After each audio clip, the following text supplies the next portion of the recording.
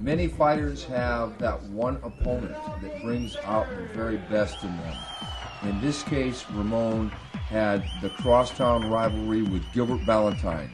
Here in the rematch, Dekker and Gilbert go toe-to-toe for the entire fight.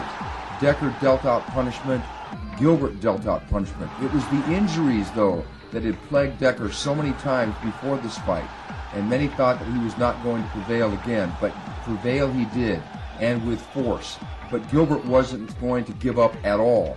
This is a lot like the classic rivalries in boxing between Sugar Ray Leonard, Roberto Duran, Marvin Hagler, and even in the heavyweights with Joe Frazier versus Ali. The classic opponent. They brought out the best in each other. Two Dutch guys going toe-to-toe. You can see that Ramon is already heavily relying on boxing techniques. Because of all the operations he's had on his legs, he's had, I think, 6 operations in 2 years. He just actually couldn't really kick with his right leg. He had to do it all with the left one, but still punching and kicking and going strong in this fight with Gilbert Valentine. Look at the way they eye each other. These two guys, they're just amazing. It's interesting because both these guys on paper have similar styles because they're both punchers. They both like to throw the wild kicks.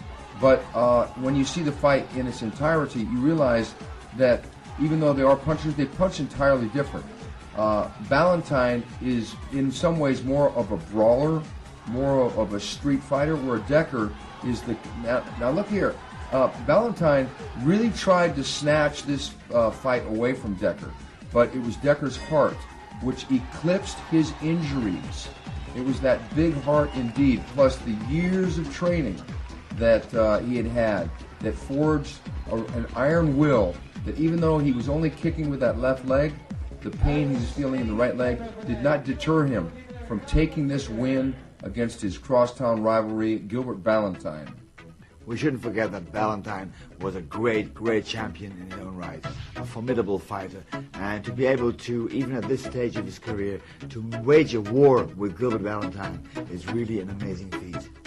And I think that there was no bad blood after a while. There may have been at the initial time when they met, the first and even before the second fight, but after a war like this, where these two warriors go toe-to-toe, head-to-head, they gain that mutual respect for one another as Dekker notches the win and gets his revenge against the man from Chacariki, Gilbert Valentine.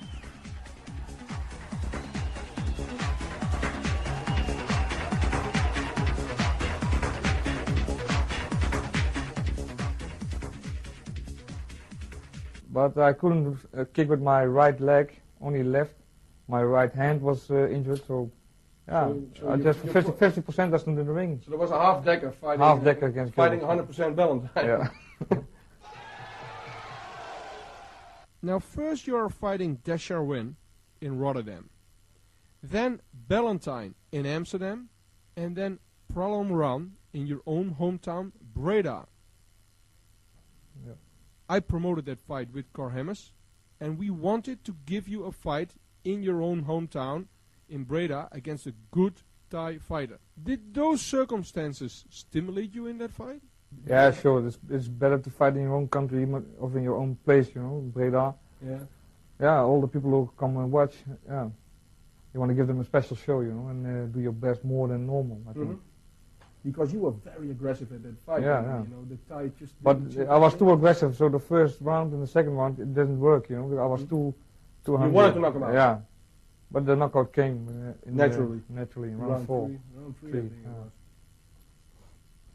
And Dekker's visits to Thailand became less frequent, but nonetheless, the Thais sometimes would go to him and seek him out in his home turf. And this created sort of a thing where he had to rise up and figure out a way to win. Well, of course, the wear and tear on Ramon was becoming more and more clear.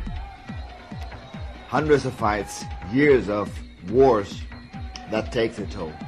But still, every time, once again, it was again Ramon Dekker who was fighting for his life, fighting for his fans, fighting for his career, because he did not want to give up. He did not want to stop a career that was going so strong, even though he had all these injuries, all these operations. And actually, he was, at this stage of his career, already sort of a handicapped fighter, a man who could actually only kick with one leg. If his surgeon, who had operated on him so many times, would have known that he was still fighting, that he was still using the leg sometimes, for example, what we just saw right now, the right leg, he should not do that. And it was an interesting thing because Dekker fought in some ways not only for himself, for the honor of his legacy, but he fought for the fans. He felt a huge obligation to keep the fans happy because it was the fans, after all, that had led him through such an illustrious career, had paid his bills for him, had paid him the great purses he'd made in his so many fights. So he did feel that obligation, and he felt the obligation to those who had supported him, and he was going to support them by continuing in this miraculous career with win after win, with another crushing, devastating knockout over another very tough Thai fighter. You can see the way he fights. He never gives up. And when he goes once again for a total knockout, a devastating knockout, and a finishing blow. We are now in the year 1989. It is very quiet around the person Ramon Dekker after almost fighting 190 fights. What happened, Ramon? I had an injury on my ankle. I had an infection in Thailand, and something with my bone structure. It's because of all the kicking in 200 fights almost. Mm-hmm. And then the infection, I got it in Thailand, so they almost have to amputate my right leg. So after that, when I recovered, I was afraid for fighting again, you know, because I don't want to lose my leg. Especially to kick with that. Yeah, also. So when came the decision that you wanted to start fighting again? I love fighting, you know, and it's getting better with my legs. So when I start training, getting better. Yeah. So then I start fighting again. One of the first fights after that injury is against a Moroccan named Hassan Khazroui, who made a big name by knocking out some popular Thais. You took that fight, and it was very exciting to watch. Every round was exciting. Yeah, but because he's a very difficult guy, Hassan Khazroui. Because he came from Taekwondo. Mm-hmm. He had some very strange kicks, you know, and movements. So something new for me because I fought all the Thais and everything, and then suddenly against Hassan, you fought totally different. I think it were your boxing skills that dominated that fight. Yeah, I was stronger than him, you know, but yeah, my boxing skills were better, so I knocked him out. Yeah, you knocked him down quite a few times, but he showed a lot of heart in getting up every time. You won that fight. How did it feel to win after a long absence against a real upcoming talented fighter like Khazroui? Yeah, I feel good, especially after the injuries, you know. As Dekker's career advanced, so did his weight, and he was forced to move up not one but two weight divisions. And there were many hungry young lions ready to try and notch a win over this master of the ring. One of these was Hassan Khazroui, a formidable fighter from Morocco who had wonderful leg techniques coming from a Taekwondo background.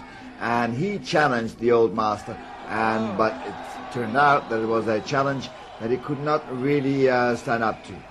It was youth versus experience, but Dekker also had that power, and it was the power of the punches, the kicks, the knees, as he stalked the younger man later in the match, and he delivered the knockout once again with those huge punches, those devastating punches. And we can see that Dekker is still using the right leg, the leg he shouldn't be kicking with. Already his stance is a southpaw stance, so he's forced to use his left leg because he sometimes forgets it. He is so used to using that lethal right kick. Once again, the master of disaster, Ramon Dekker wins another fight. After that fight, they have to operate me again. I did six operations in 2 years on the same leg. Yeah. And even then my doctor said, yeah, it's over, you know, you can't fight anymore. But yeah, I got a fighting heart. I want to fight. Yeah. So At that point, you start changing and developing new techniques to be like more of a southpaw, and you train for other combinations as well? I changed my whole tactic, you know. I didn't kick with my right leg anymore, only with left. Even my punches were different now because I couldn't stand and walk and move on my feet like I'm used to. Okay, the fight against Ryan Simpson, who became another big rising star in Muay Thai in the year 2000. What happened in that fight, Ramon? We went down, same punches, left. He made a left hook, I made a left hook, going down. But he hit me on my eye. I couldn't see after the knockdown. I couldn't see. I think it's that one was of the- very frightened, because I thought, yeah, maybe I'm blind, so I thought, hey, what's this? So. Did you find out what it was? Did the doctor tell you anything? Yeah, and I went to the hospital, and it's something with the. Something with the eye. They didn't know what exactly. No, yeah. It's very amazing. I only saw it once more in a boxing match. Very unique. The two professional, well-trained athletes hit each other at the same time on each other's chin, and then go down at the same time. It's a classical incident. You do not see that like in a decade. Now Simpson made his name through you, and the fight was very well matched. And it was enjoyable to see that Dekker was still there after your terrible injuries. Of course not the old Dekker, because you could notice your different fighting style and that you did not kick as much anymore.